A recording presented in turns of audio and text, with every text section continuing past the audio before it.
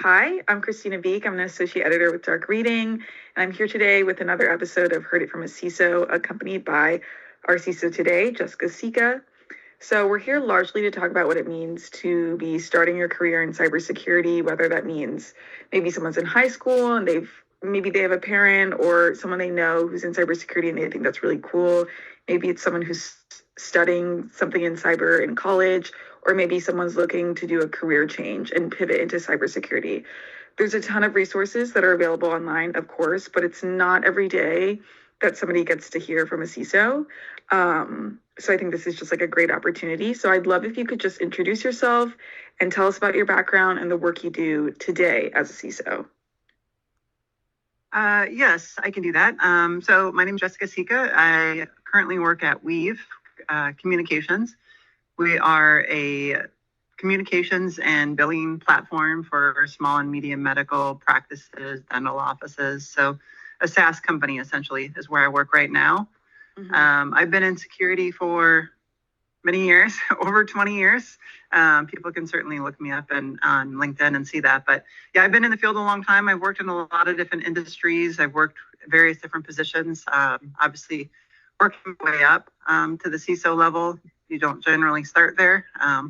It's pretty rare where somebody goes directly into security and is a CISO, right? You got to kind of work your way up and up the ladder. So happy to talk about that and how I got to where I am, and very excited to be with you. Awesome. So yeah, let's start with that. How did you first get involved in cybersecurity? And just looking back, like, what has it been like over the years working in this field? Maybe what have been the best parts of it for you?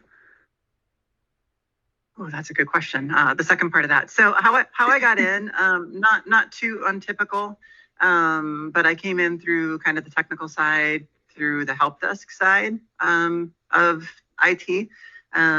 Many years ago, I was working for a call center. I was actually a receptionist at a call center, and they needed somebody who was technical to support Windows 95. Certainly dating myself there now, but they needed somebody to support Windows 95, and I kind of stepped up because I've always been kind of that techie. You know, I played with computers before I got into my career, and I just kind of always had that background and that curiosity.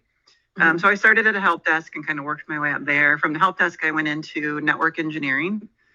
From being a network engineer, it was kind of, a bit of a natural progression over into security because there's overlap, as many know. You work with firewall rules and configurations and intrusion detection, and some of the technologies that you work with as a network engineer really translate into security. So I kind of found my path through being a help desk network engineer and then a security engineer, and kind of worked my way into where I am now through that path. Of course, there are many and ways to get in, and we can certainly talk about that more. But as far as some of the best parts about working in security through the years, great question. It's always interesting. It's always changing. When I first got into security, the concerns that we had are different than the concerns we had now. Ransomware wasn't even talked about back then, right? So there's a lot of change, and I like variety. I think it's one of those professions where you can get into it, and it keeps you intrigued, and you have to keep studying. You have to keep on top of your game, and it's not boring. I get bored easy, so you don't want to get bored with your profession. And security is not a boring profession because it's always changing and always evolving. And that certainly is some of the best part of working in security for me. Awesome. Yeah. With what you said about how security is always evolving, and how you got started with the help desk, how do you feel like it's changed today? I mean, I know you're obviously a CISO, maybe, so like, maybe you don't see all the entry level jobs that are available to people just starting out, but maybe if you have some experience with that, what would you say is different today than when you first started out? I do, and I do look those jobs up from time to time, those entry level jobs, and especially I have a security engineer position open right now, so I go and look. Not that that's necessarily entry level, but I've hired entry level people over the years, and I tend to go look at those jobs and look at those descriptions and kind of talk to the community. I think it's fascinating to me because everybody says the security industry is growing rapidly. but it's getting harder and harder to get in, right? And I think part of that is maybe more and more people want to get into security. But the entry-level jobs, I think, are getting more difficult. Companies are getting more demanding about what, even back when I first started, people are like, oh, you need to have security experience to work in security. Well, chicken before the egg. How do you get there? So that's always been the problem. And I think it's even more of the problem now. I think people are getting really particular about what they want, maybe because there's a larger talent pool.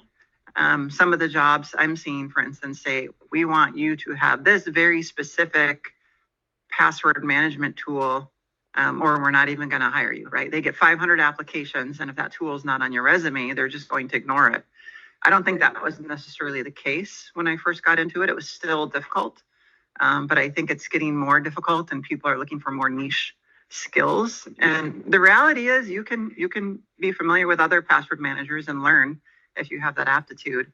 So it's unfortunate companies are going that route, but I think it's one way to filter out the mass amount of resumes that they're getting. And that makes it more difficult today to get in for sure. The rise of AI is going to make it even more difficult in the future to get in, especially those entry-level jobs. I think some of those tasks are going to be replaced with AI. I'm not sure that we're there yet. But when that happens, how do you get in, and how do you move up if those entry-level jobs are getting harder to find? So that will be an interesting challenge as we get more into the AI world and security. Yeah, for sure. You mentioned that, these job requirements are getting more niche.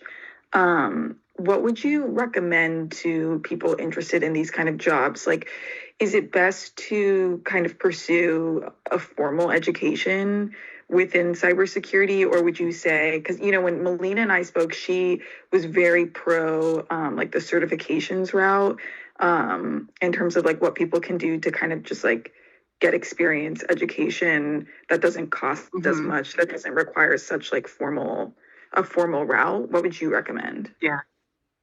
My recommendation, if security is really the path that you want to go into, is the 4-year degree is probably not going to help you a whole lot. Yeah. You can get that book smart, but then you don't necessarily have the skills needed. Maybe down the road, if you want to get into management or get into a higher level position, that degree, maybe you go get it then. But I agree with the certification route, with the experience route. I've seen people who all they have is certifications, but they don't really understand security. So if all you're going to do is go out and say, I want to take this exam and study for it and pass it, then that may not be enough, right? You need to be passionate about security. You need to understand security. You need to dig into security. If you really want the edge over these 300, 400, 500 people that are applying for the same job, you need to kind of live and breathe it, right? It needs to not just be something that you want to get into because it sounds cool or it pays well. It needs to be a passion. And sometimes you can see the people who are just security certified and don't have the passion for it. You can tell. And I'm not necessarily going to hire one of those people because I want to see somebody who has the passion for it. Yeah. That kind of leads me to my next question, which is, what are cybersecurity companies really looking for when they're hiring? Not just education-wise, but just like personal qualities that you see in a person. Yeah, I can speak to myself personally, and I think some others that I've talked to about this is the aptitude and the passion matter more than maybe the technical skill. Technical skill is important. But you can, if you're going to rate a technical skill on a 1 to a 10, and you have somebody who's a 10 with their technical skills, but maybe their people skills and their passion are a 3, versus somebody who people skills and a passion are a 10, but their technical skills are a 3. I'm probably going to hire that person more so if I believe that they can get to where they are, because I think those soft skills are more important. As long as you have that aptitude and as long as you have that ability to learn and grow and become smarter and become a better security person, and you have that desire for that, I think those soft skills are more important than just being technical. And I think that's getting better, but traditionally in IT and security especially, people are more technical and less on the people side, and more you have on that side. And it's not just the CISOs and the VPs and the directors that need to understand the business, but the engineers and the analysts need to understand the business as well, and be able to work in So I think that that's very important, and probably more important than just pure technical skill. Yeah, awesome, great. And speaking to the fact that you yourself are a woman, what would you recommend? When I see cybersecurity, I feel like, when I go to like RSA or Black Hat, like I feel like there are some women obviously there, and at Dark Reading, especially like, my managing editor, our editor in chief, like they're women, so it's cool to be surrounded by women in tech. But I feel like when I'm exposed to like the greater community, it's a lot of men, which is fine. But what advice would you give to women who are trying to break into this field, or who are interested in learning more about cybersecurity, or are interested in following a route like you and going into a leadership position in the field? Yeah, that's a great topic. So it's a topic we could talk for a long time on. There's several things. Having thick skin, I think is important, because sometimes you're going to hear things as a female in an all male security world. I've been fortunate in a lot of my jobs where I've had female coworkers and female bosses, but it's certainly not common. And like you said, at conferences, it's not common. You just have to be strong with who you are, be confident with who you are, and realize you're going to be around a lot of men. It's just the reality of it. You might hear some things you don't want to hear. Not that you should hear or put up with, sexist remarks or other things, but men and women work a little bit differently sometimes, and you're just going to have to live with that and understand that that's the world that you're in. And that's sometimes, I've been in gaming industry. I've been in different types of companies. Some environments are a boys' club, and you have to understand that. And maybe you realize that that's not the right place in the long run, because you might not get promoted, but it's certainly a good place to kind of learn and grow and get pushed, I think, because you have to try almost even harder to get noticed if they're, just kind of promoting their buddies. So I think that's important as well. Yeah. And at the conferences, it's I'm going to Black Hat next week. It's, is that next week? That is next week. That is next week.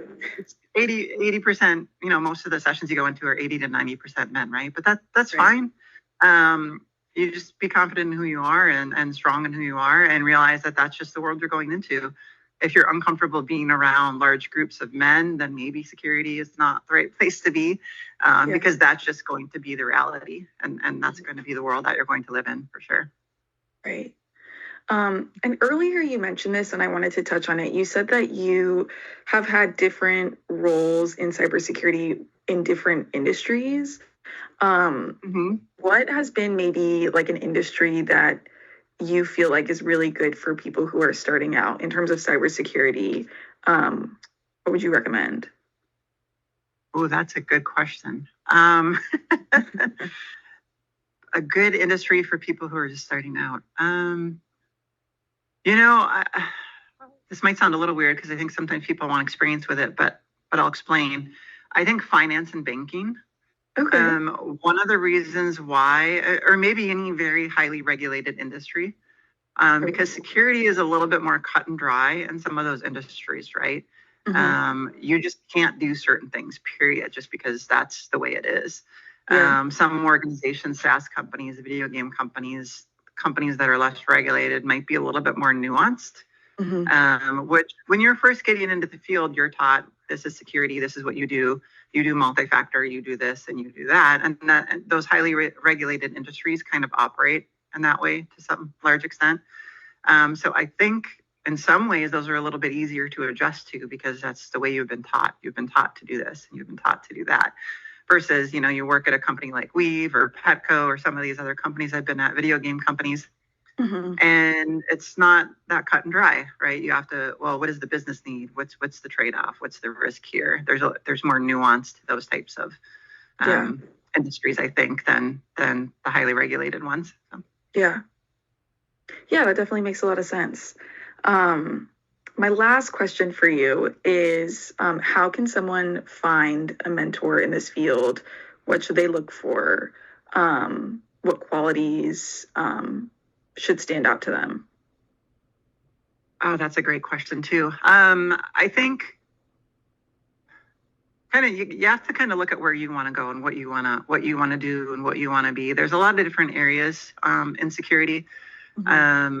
there's, governance, risk, and compliance. There's audit. There's more the technical side.